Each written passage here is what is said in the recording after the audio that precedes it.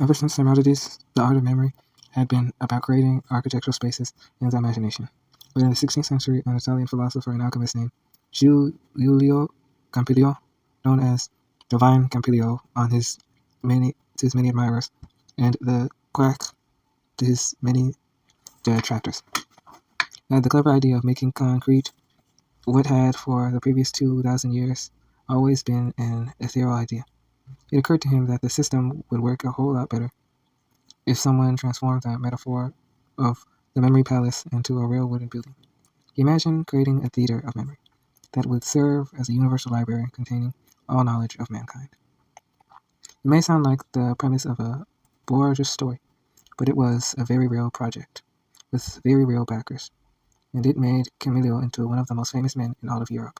King Francis the First of France made Camillo promise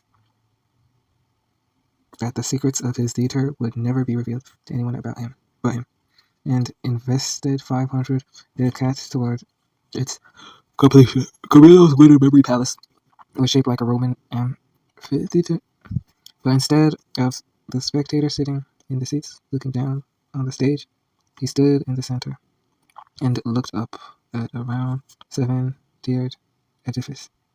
All around the theater were paintings of cabalistic and mythological figures, as well as endless rows of drawers and boxes filled with cards, on which were printed everything that was known, and it was claimed everything that was knowable, including quotations from all the great authors categorized according to the subject.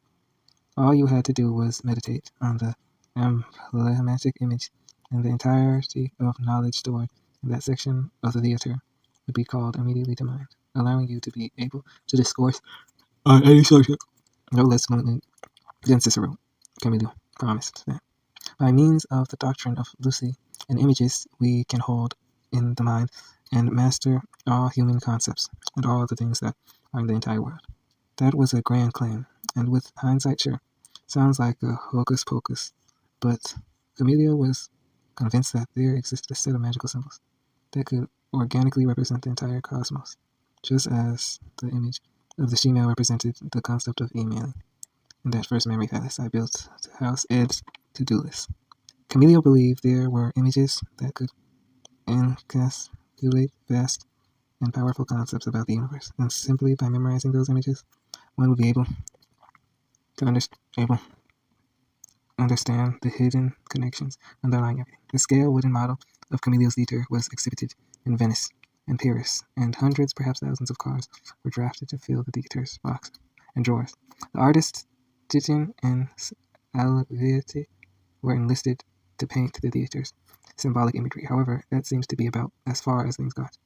The theater was never actually completed, and all that remains of the grand scheme is a short, posthumously published manifesto.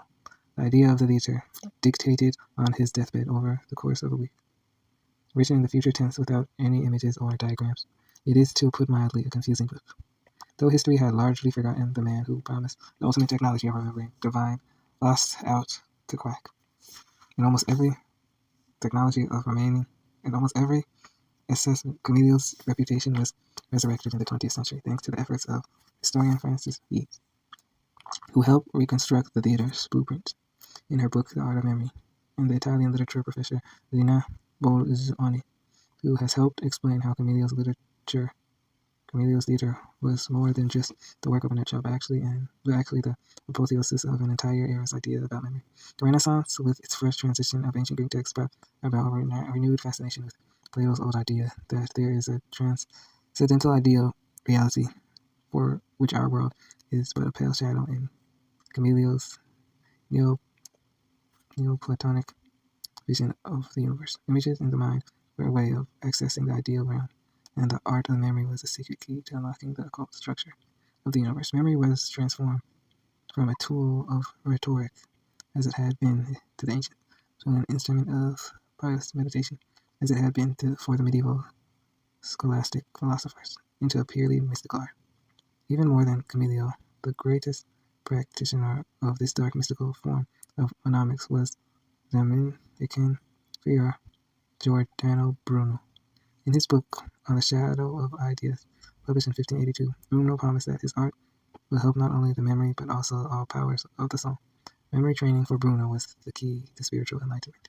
Bruno was literally Bruno had literally come up with a new twist on the old art of memory, drawing inspiration from the palindromatically named 13th century Catalan philosopher and mystic Roman Lull.